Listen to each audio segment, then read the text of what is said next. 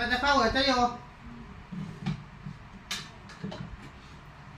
อ๋อน้ำฟ้ามดมันขึ้นหมดแล้วเธอเต็มไปหมดเลยดูคนบ้าดูยุงกัดหลานดิเป็นไรเธอ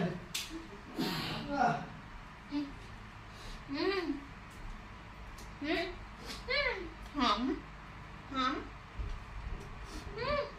สวัสดีค่ะสวัสดีค่ะสวัสดีค่ะทุกคนสวัสดีค่ะทุกคนสวัสดีค่ะทุกคนสวัสดีค่ะสวัสดีค่ะสวัสดีค่ะสวัสดีค่ะสวัสดีค่ะสวัสดีค่ะทุกคนสวัสดีค่ะสวัสดีค่ะทุกคนสวัสดีค่ะทุกคน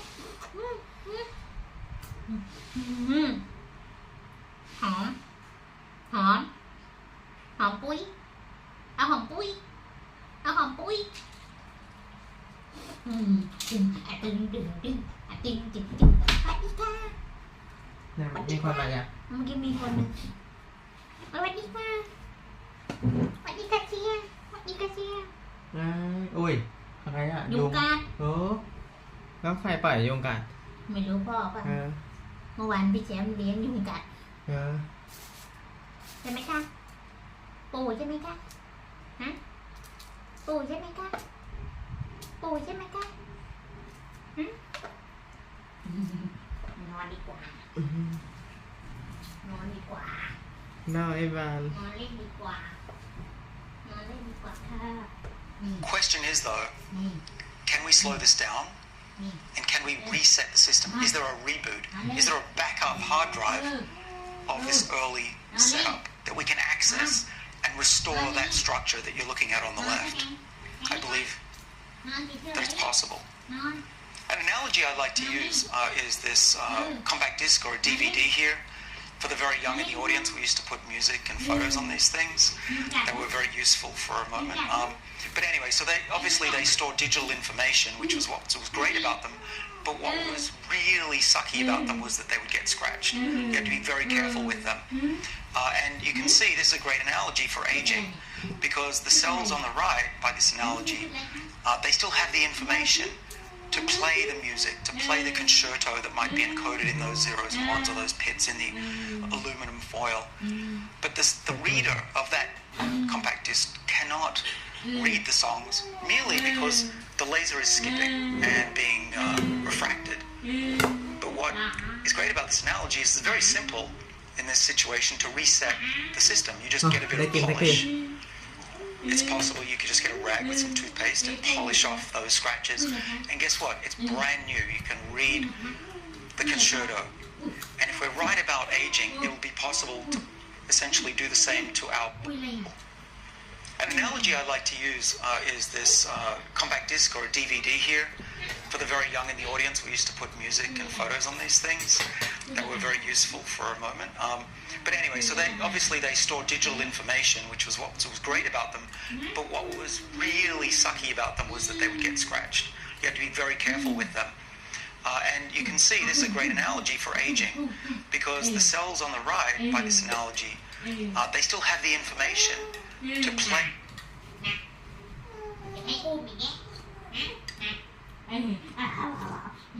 Hello everyone, nice to meet you.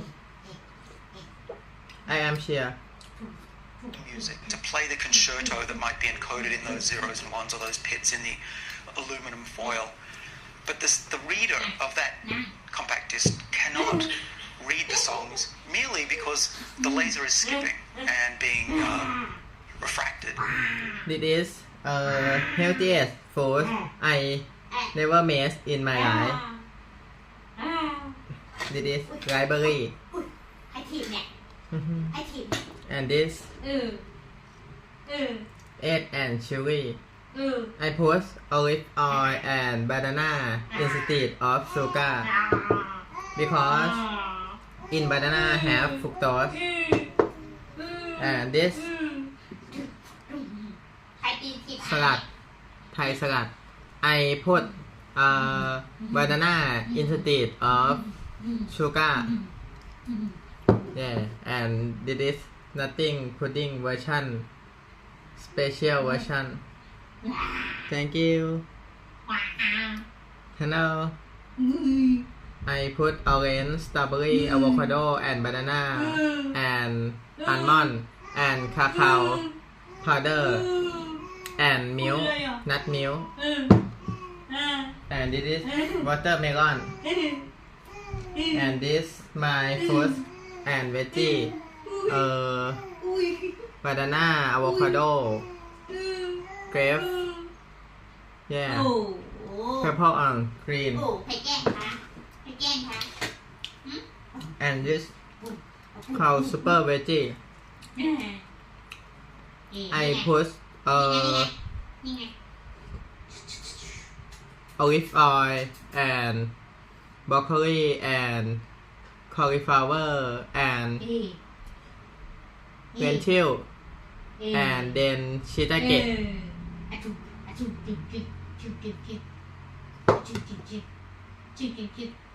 โอ้โหมา But what is great about this analogy is it's very simple in this situation to reset the system. You just get a bit of polish. It's possible you could just get a rag with some toothpaste and polish off those scratches. And guess what? It's brand new. You can read the concerto. And if we're right about aging, it would be possible to essentially do the same to our body and allow our tissues and our organs to play the symphony of our youthful lives once again. But only if there's a backup. We don't know if that's true yet. Now, what the heck is this animal? These are two mice, and you might want to guess which one's older. ดูจะกินนะคะ It's a trick โอ้ question. โหดูจะกินเหรอคะ They're twins. They're genetically identical twins. And when we read their genomes, we find that their genomes are identical as well. But what we've messed up is their epigenomes. We've scratched up their CD. And you can see what we get is not just a mouse with grey hair, wrinkled skin, and if you could look inside, organs that look old. We haven't just given it diabetes or osteoporosis or dementia.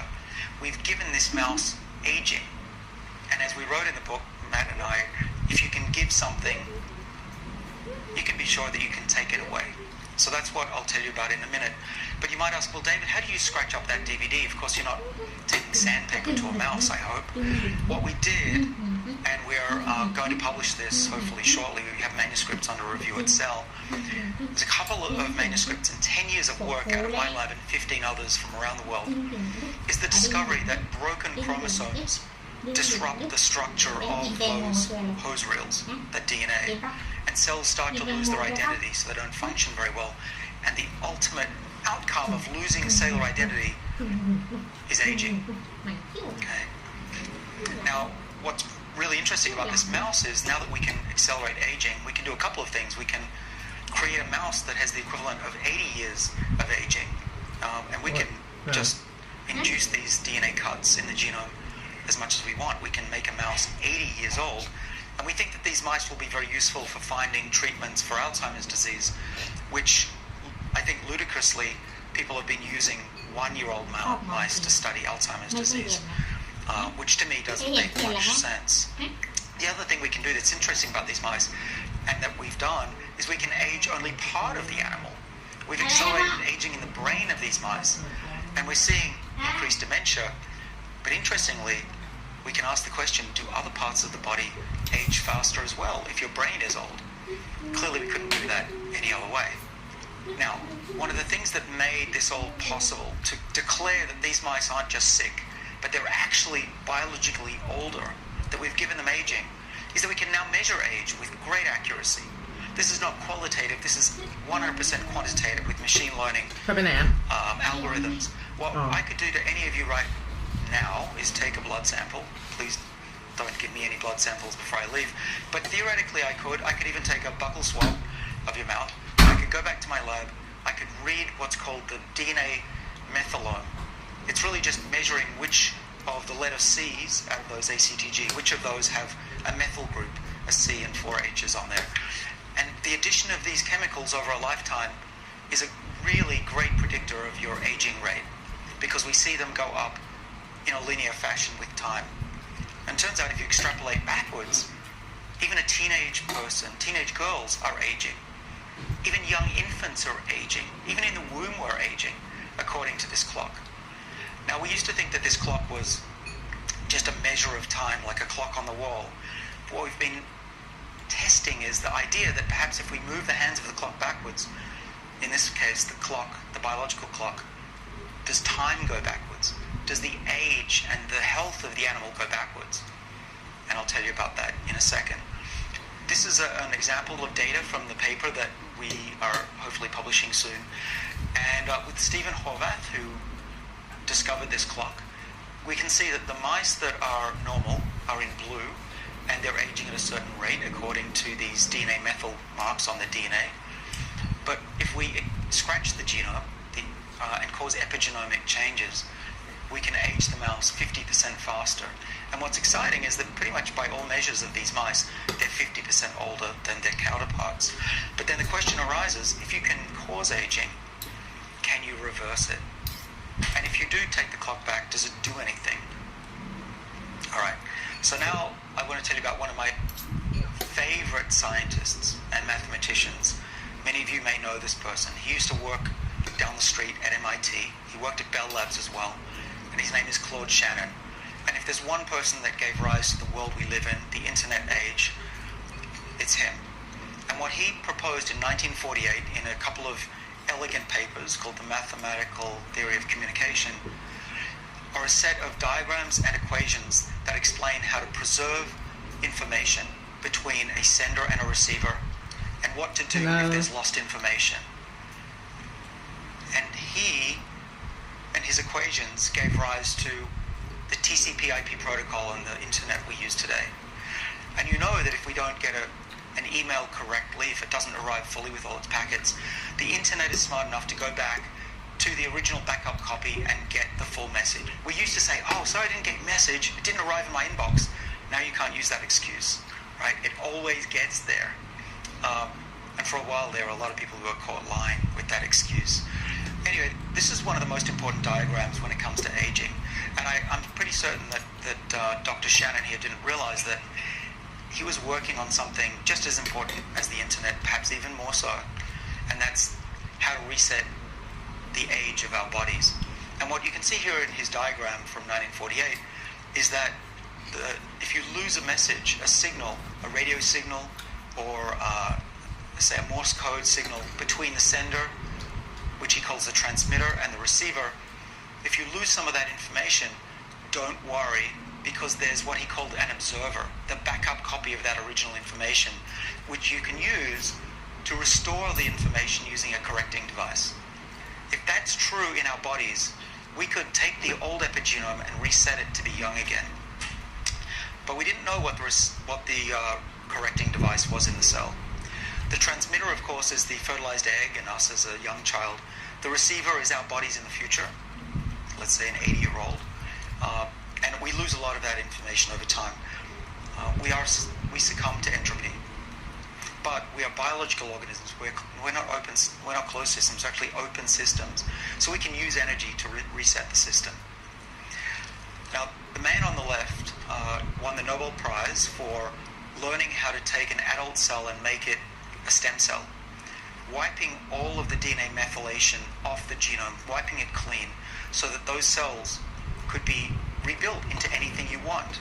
We call this the process of induced pluripotent stem cells. And we use what are called, named after Mr. Yamanaka, Dr. Yamanaka, the 4 Yamanaka factors. These 4 Yamanaka factors are called O, S, K, and M for short. Now, Yamanaka won his Nobel Prize because it's a great discovery to be able to take a skin cell and turn it into a nerve cell. It could give rise to new treatments, new organs that we can put back in our bodies. But what he probably didn't think of, I'm guessing, is that this is also relevant to aging. Now, we don't want to put the 4 Yamanaka factors into our bodies and turn us into a giant stem cell pool. That would be the world's biggest tumor. You'd get a teratoma, and some people have tried that, and they've actually killed mice within 2 days. So that's not going to be a therapy anytime soon, and I wouldn't volunteer for it if I were you. But what we've discovered in my lab just recently, in work that we've put online which you can check out if you'd like. It's on BioArchive, RXIV, and this is an online upload. We're probably going to get back the reviewers' comments from Nature any day now. This paper is something that I never thought I'd see in my lifetime, that I think we finally found how to tap into the observer and reset our biological age using Yamanaka's factors, but not all of them, just a subset. So what did we decide to do? Well, I have to give credit to a student in the lab, Wancheng Lu, who features in the book. We were fortunate to be writing the book as we were making these discoveries last year, and they were basically written almost in real time as they were coming out, which makes this book a very unusual kind of book. You're learning about science before most people have even digested it yet. So here's the experiment that Wancheng did. We put 3 of the Yamanaka factors. We left off the M, which stands for MYC. MYC is an oncogene. You don't want to be causing tumors. But we used the O, S, and the K. OSK fitted into a virus, and we put the virus into the eye of a mouse. And these are viruses, they might sound scary, but they're used all the time in gene therapy in patients right now. So it's not crazy stuff. What we did in collaboration with a lab across the street, this is Zhigang He's lab, after we put the virus in the eye of a mouse, we pinched the back of its optic nerve. And what normally happens is, I'm sure you can guess, is the nerve dies. If we're old, even if we're young adults, we will not grow back an optic nerve. If we break our spine, we will not grow back a spine, a spinal cord. But very young animals will. And some animals will grow new nerves. An axolotl that loses its limb will regrow a limb. This is not unheard of. It's just that we've lost that ability. But we think that we know how to regain that ability and make cells very young again, so they have these properties of regrowing, just like embryos do.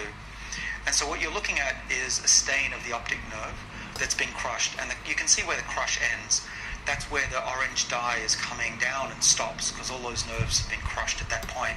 And a lot of the orange dye is missing, which is labeling healthy nerves, because the nerves have died.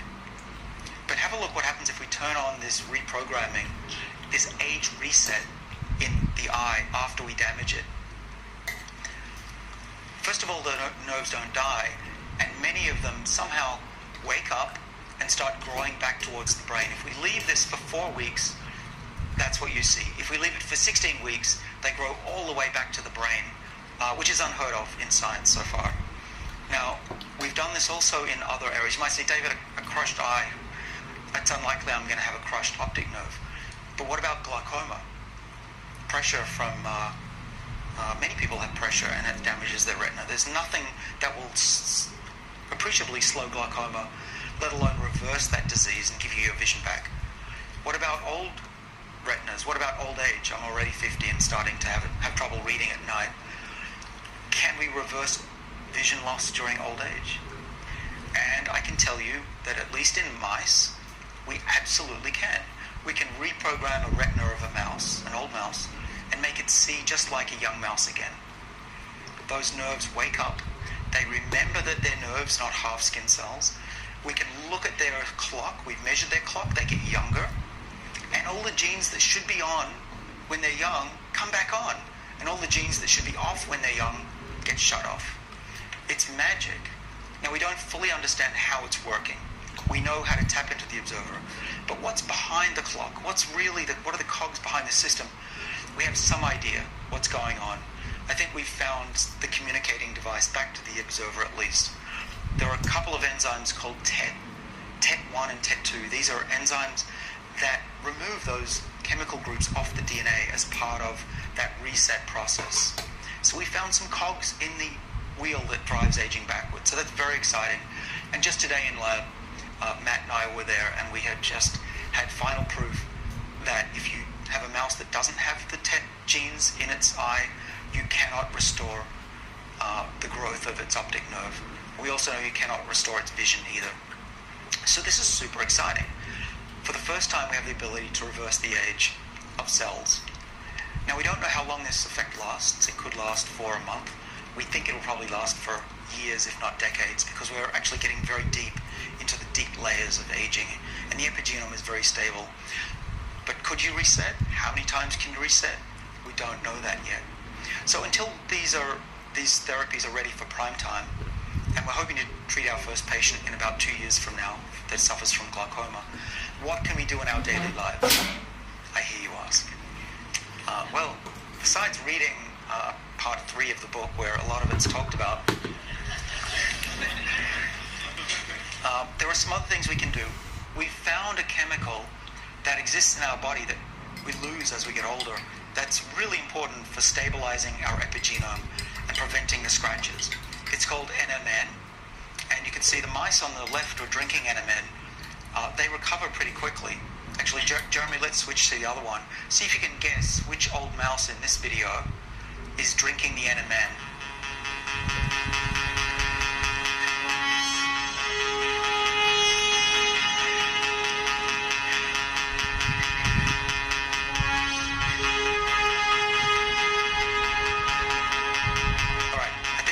Seen enough, Jeremy. So if you guessed the mouse on the right, you would be correct. What we found, and we published about a year ago in the journal Cell, was that NMN turns on a longevity pathway that we've worked on for many years. These are stabilizers of the epigenome, and they also control our cells' survival and defenses against aging. And what's exciting is that we have inbuilt longevity pathways that we can activate with these molecules like NMN. There are others that are out there. One is called metformin, which is a diabetes drug, which is exciting because it's been seen in tens of thousands of patients to at least seemingly slow down the effects of aging and protect against diseases. There's another one that's more toxic. I wouldn't recommend it, but it's called rapamycin. But there are things out there that we already have run into that actually may work. But what else can you do in your life? What can you do if you don't want to go to a doctor and ask for metformin, a diabetes drug? Well, one of the things that I do, probably the best thing I could tell you, having read thousands of scientific papers, is eat less often. Now, that's not malnutrition, it's not starvation, but it does mean going hungry for part of the day. What I do is I skip breakfast, I eat a late lunch, sometimes I miss lunch, and eat a normal dinner. What does that do? That turns on these longevity pathways. It raises the NAD levels in our body, which NMN will do also, and it will mimic exercise and hunger. Hunger will, of course, mimic hunger, but NMN and hunger work through these same longevity pathways. And you might find that by exercising a bit like these mice, getting yourself puffed a few days a week on a treadmill, just for 10 minutes is enough, and being hungry for a few days out of the week, you'll find you feel remarkably better, and you'll be a lot fitter because of it. And perhaps when you're 80, 90, and even 100, you'll be able to continue doing all the things you always have wanted to do late in life. Start a new career if you want, start a new company, leaving a legacy. We have clinical trials in progress with a molecule related to NMN. So this isn't future stuff. This is stuff that's actually going on just across the street from my lab at Harvard Medical School. So we know that this molecule can raise NAD levels at least twofold in people. We haven't seen any negative side effects yet, and we're going to be doing clinical trials in patients next year, but not for aging, because it's not a disease. We're going to be treating a rare disorder. Most likely, at least the plan, if all goes well, is to treat a rare condition called Friedreich's ataxia, which is considered a mitochondrial disorder, a lack of energy. But imagine a future where you can have an injection of a virus, and then have a course of antibiotics like our mice are given, and turn on reprogramming for a few weeks. You'll start to look younger. Your hair might change color. It might regrow, we don't know. But your organs should be improved. You should get your vision back if you've lost it. And that might last for a decade. And after you've aged for a decade, you come back for a reset. And all you need to do is to get a prescription for antibiotics that turn on these genes again. Now, again, we don't know how many times you can reset. It might be 3, it might be 3,000. And if you can reset your body 3,000 times, then things get really interesting. And I don't know if any of you want to live for 1,000 years, but and I also don't know if it's going to be possible. But these are the questions we have to start thinking about, because it's not a question of if, it's now a question of when. And finally, I like to talk about my father, who's a role model for all of us, I think. So he's been on a combination of NMN and metformin and some other things that are written down in part 3 of the book. I don't like to talk a lot about supplements and things, so it's all in there. And I have a newsletter as well. But let's talk about my father. Now, this is not a clinical trial.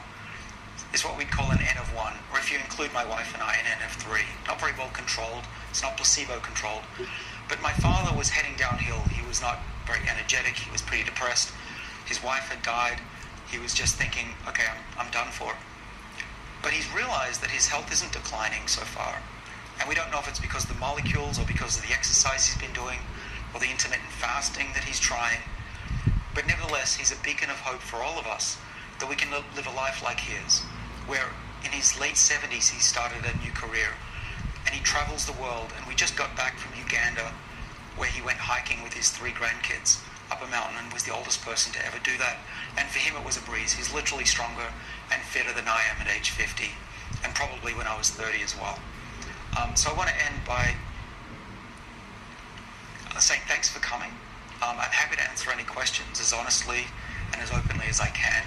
And I hope that you not just begin, but continue this conversation, because it's one of the most important things we can do for the planet, to save on healthcare, to save billions of dollars, eventually trillions, that can be put to other causes, such as global warming and species extinction.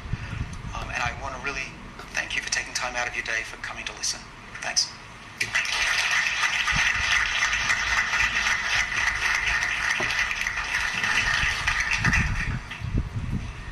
So you've mentioned metformin and intermittent fasting. Can you talk about the role of insulin in the aging process? Of insulin? Yes. Right. So there's what you want to be to live longer, based on everything we know in mice and humans, is to be really insulin sensitive. And that means having a lot of insulin receptor, not having your blood glucose levels go high. And actually the best predictor of your longevity is your blood glucose levels, which is why you want to be exercising and why metformin probably is in part working. So insulin is key. There's also an insulin-like growth factor molecule that's also important. And when you have lower levels of that, it also extends lifespan in animals and seemingly in people. And what's downstream of those pathways are what's called FOXO, transcription factors, which control our defenses against aging and disease. And so we want to keep those active. Now, if we're always satiated, if we're always eating protein bars and never hungry, and if we sit around all day listening to pompous academics give talks, those transcription factors are not going to be active. In fact, they stay out of the nucleus where they don't do any good. And so what we want to do is make sure the insulin signaling pathway is active and that they stimulate those. There's another thing that also goes, which is the TOR pathway. So TOR is also controlled by the insulin signaling growth factor pathway, and you want to have less of that signal. And then mTOR isn't active. So what's mTOR? As you'll read in the book, I talk a lot about it. The mTOR senses how many amino acids you're eating, and you don't want a lot of mTOR activity. And the more protein you eat, think about those protein bars. I just had one. If you eat a lot of steak, your mTOR pathway will be always active, always telling your cells to grow rather than fighting disease and hunkering down. And so that's why I have actually switched from a regular diet to a mostly plant-based diet, because the amount of amino acids that I was getting was overloading my mTOR pathway. And so that's why I have actually switched from a regular diet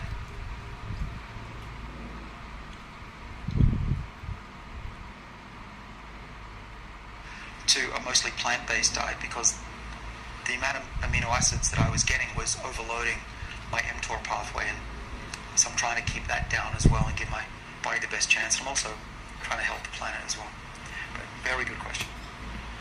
Thank you. Good talk. The reason I got into computational biology was that I read some exciting things out of Aubrey de Grey maybe 20 years ago, and I was like, oh, interesting. But so one thing that I'm curious about is we have these other more macroscopic, I suppose, mechanisms around aging. We have the rate of cellular division, and we have accumulation of junk both inside and outside of cells. So I suppose, is the management of those processes assumed to be downstream of the mechanisms where you're making your intervention? They are. So we've declared as a field, as you said, that there are 8 or 9 hallmarks of aging. And some of them are telomere shortening, mitochondrial dysfunction, loss of stem cells, senescent cells. And these it's great to say, okay, plant a flag in the ground, we understand aging, we've got 7 or 8 things that cause aging, but that doesn't explain why they happen. Is there an upstream, as you say, cause of all of those? Or are we building 7 dams on 7 tributaries? And the information theory of aging proposes and can explain how epigenetic aging, the loss of gene expression as we get older, loss of that information, can explain all of those hallmarks as well. And in fact, if we look at those mice, even though we've just disrupted the epigenome, they have all of those hallmarks, from mitochondrial dysfunction through to senescent cells. Senescent cells being the ultimate expression of a scratched CD. But yeah, I'm excited about this theory because it can explain the last 100 years of observations. Now, all theories eventually succumb to, a paradigm shift, and I'm not saying this is the be-all and end-all, but I think it's a great way to think about aging, and it brings up a lot of testable hypotheses, such as these mice I showed you. Right? What are the chances we get an old mouse when you cut the genome like that? 1 in 1,000, I'd say, and it works. So we'll continue to test this theory, but so far it seems to explain, in my view, all the observations over the last 100 years. Is oxidative damage upstream or downstream, or separate from what you're talking about here? It's both. It's part of the positive feedback loop, so this is what we think, is that oxidative stress in the nucleus will exacerbate the genetic damage, so you'll get a broken chromosome. And so there are a lot of things that cause epigenetic change, including to scratch the DVD. But the most potent one that we found is a broken chromosome. And oxidative stress, free radicals, can cause a DNA break, but it's not the only cause of DNA breaks. They're happening all the time. Cosmic rays, CT scans, X-rays, and actually free radicals are beneficial in biology, so you don't want to swamp those out.